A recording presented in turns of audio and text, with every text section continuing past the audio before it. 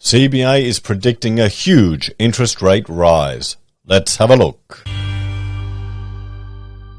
Hello everyone, Florian here and welcome to another episode of HeiseSays. Grab your Stein or hashtag not sponsored 7-Eleven $1 coffee and it's still $1. I know Bunnings snags are up 40%, but so long as I can get my cheap $1 coffee, the inflation isn't that bad, there's no alarm bells yet. Let's have a look at this article written by Eliza Babin, discussing CBA's predictions of a significant cash rate rise. Now, for those of you playing at home, the cash rate has indeed jumped up. It's 1.35% at the moment. There was such a long time where it was sitting at zero, practically zero, 0.1%. And where our very own Reserve Bank governor assured us. He assured us that rates wouldn't rise until 2024. And, well, many of us didn't believe him. We all most certainly locked in our loans, or at least a lot of us did. But many people didn't, and now they're starting to feel the burden of increasing interest rates. So let's have a look at this. The Commonwealth Bank of Australia has revised its interest rate predictions, now expecting a 0.5 or 50 basis point hike in both August and September. CBA said it then expects a 0.25% hike in November, which would take the official interest rate to 2.6% by the end of the year. So that's what they're predicting. We'll bring this chart up here. An increase to 2.6%, everyone. Now, if we look at that, we haven't been above 2% until 2015, and we were trending down. Now remember, traditionally 3% was considered an emergency rate because they still had room to move. That was it. They didn't want to go any lower than that. They'd only go lower than that in emergency. So we've been in an emergency for some time. Just looking at that chart.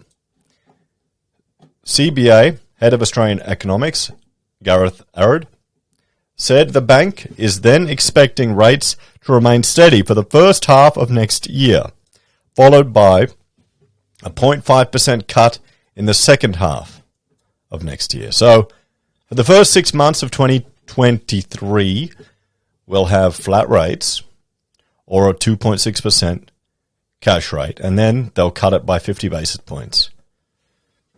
They'll do the damage to the economy, and then they'll have to cut the rates. Will they drive us into a recession, everyone? That's the question. Because here's the thing. Let's have a look here. Let's play with some Excel. Okay, we were looking at a standard variable mortgage that no one gets, was at 6%. And the idea is you jump off a 1.99% because you're someone who didn't trust Philip Lowe, and you hit a 6% rate. It's probably going to be lower, but let's say by the end of the year or beginning of next year, that'll be the variable rate that people will be getting. So if you go from this scenario to this scenario, you've got to find another $1,800 a month. And this is for the average mortgage in New South Wales.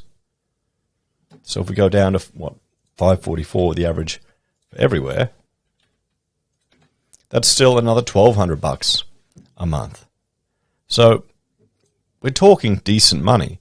And if you look at it over a year, from $24,000 a year to $39,000 a year, you're talking $40,000. Money has been insanely cheap. Insanely cheap. And that's why people have been borrowing. They've been borrowing. It increases their capacity that they can borrow. And what does that do to housing? Well, we've seen it. Now, I can't imagine these rate rises are going to, people who are on $1 million mortgage or on significant mortgages, they'll be on decent coin. What will happen is they will start tightening the belt, perhaps for the first time ever, and we'll start to see the ramifications of that in discretionary spending. You won't go out and get the coffee. You won't take the kids to Macca's, or you won't buy that luxury item. You'll keep your phone a bit longer. You'll cut back on your discretionary retail spending. And then the people working in those sectors, they'll get less hours. And then if they're in these lower paid jobs and they're in the housing market, maybe they've taken advantage of one of these government loans or grants, And just to refresh your memory, government's coming to the rescue, like the, 5 and 2% government loans. They might be in a greater risk of getting into trouble because, they're going to be ones that feel it. Let's get back to this. So, we've revised our central scenario for the Reserve Bank of Australia. We had previously expected the RBA to take the cash rate to 2.1% by November, he said. But given the strength of the labour market data, coupled with a largely coordinated response by central banks globally to raise policy rates quickly, we've amended our profile. Now notice here how he said central scenario. Usually when they model something up, they'll have, 2 or 3 scenarios, a high one, a central one, or a low one, worst case scenario. Now when we were talking about the 40% housing crash a couple of years ago now, that was the media jumping on to the worst case scenario prediction from the RBA.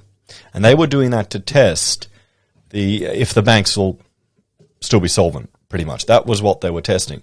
And the media jumped on it. We all jumped on it. We all looked at it and were interested in it because, it gets the views. It gets the clicks. So here, it's the central one. Could be better, could be worse, but this is what they think most likely will result from the RBA. He said if the RBA were to follow this forecast, it would be an incredible pace of tightening. Well, it was an incredible pace of crashing, wasn't it? Oh, it'll be tighter. Oh, look at that fall. Look at that one. Boy, remember that? Who remembers that? That's when we moved to Queensland, everyone. So, the starting point was a cash rate of just 0.1%, and household debt sits at record high as a share of income. The impact on households with a mortgage will be very significant, given the percentage change in the mortgage rate will be incredibly large. He said, some households with a home loan will be protected, at least initially, if they are on fixed rates, but that too will come to an end. Now, for those of us that are on fixed rates, that have locked in, because I honestly never thought I'd see a 1 in front of my mortgage interest rates. I didn't think that would happen. So I said, you know what, I'm going to lock in. Now, you've got to prepare for when that ends. You've got to do the sums to look at what's going to happen, what your worst-case scenario will be. You need to do your own scenario modeling and either have enough money saved up, increase your income, decrease your expenses, get other sources of income. You can get another job, get a side gig to prepare for that. And frankly, I'm sure most of the viewers of the channel will do that. The majority of home borrowers are on floating rate loans, and the interest cost on their debt goes up very quick. Well, that's kind of what the RBA wants, doesn't it? They want to see instant impacts. But I mean, this is the thing. What do they have?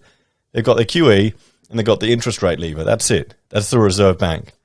Surely there has to be a better system, doesn't it? So, our updated forecast profile is, of course, based on what we think the RBA will deliver and not what we believe the RBA should do. You can see here there's stuff already highlighted because this is the second time I'm recording this. That's why it's so late, because the kids played with all my microphone settings and I recorded 2 nice videos with no audio. Awesome. Oh, well. So, already mortgage holders are struggling to keep up with the pace of interest rate hikes. Analysis from Rate City found a borrower with $500,000 mortgage in May with 25 years remaining has seen repayments rise by an estimated $333 in total across the 3 hikes we've already seen this year. Someone with $1 million remaining on their loan has seen monthly repayments rise by around $665 a month. RBA's rapid-fire rate hikes have rattled consumer sentiment for months, Rate City Research Director Sally Tyndall said. Maybe that's the real aim of the Reserve Bank, is managing consumer sentiment. And they can do that by spinning stories, by telling people perhaps like they're not going to raise rates until 2024 to get people out there spending, keeping money moving around. I really hope some people,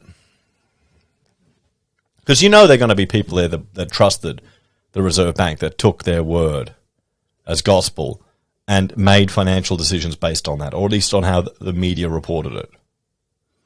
I mean, the people use the auction clearance rates data to make financial purchase decisions.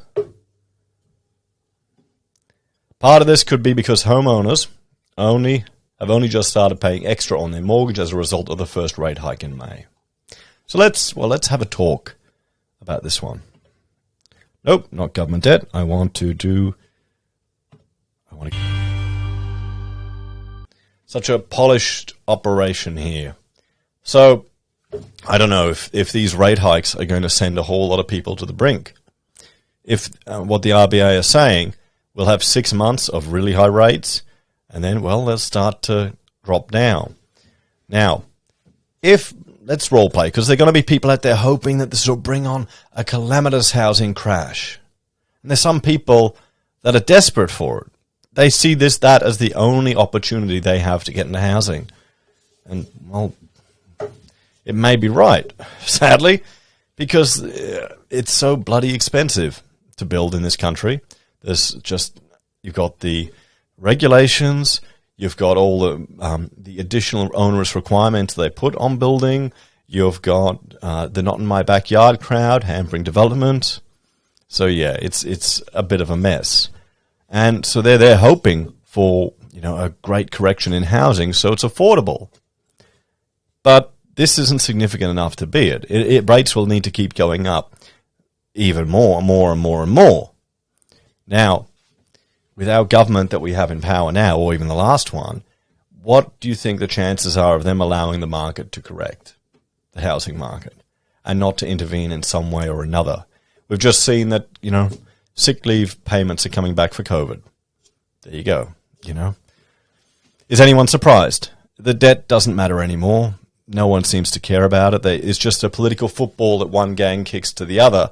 Let the future generations worry about that.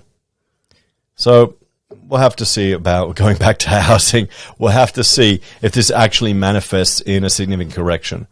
I think it would have to be a bit longer than 6 months because people have buffers. There are going to be some people that are thrown to the wall, but they will fight like cats and dogs to keep their house because there's a stigma in our culture if you're not a homeowner. It's not fair. It's not right. It flies in the face of all the bullshit we're told about Australia, but it's there. Don't kid yourself. Anyway, guys, thanks for watching. Like, share, subscribe to the channel. Let me know your thoughts and opinions on this one in the comments below. If you're a fan and enjoy the content I create here, there are a few ways you can help out. You can financially support us via YouTube or Patreon, use our referral links, buy our pocket squares, call us if you need an architect. Take care, guys. Have a great day. I'll get 2 videos out tomorrow because now I've got the audio working. And, yeah, it's all fun and games.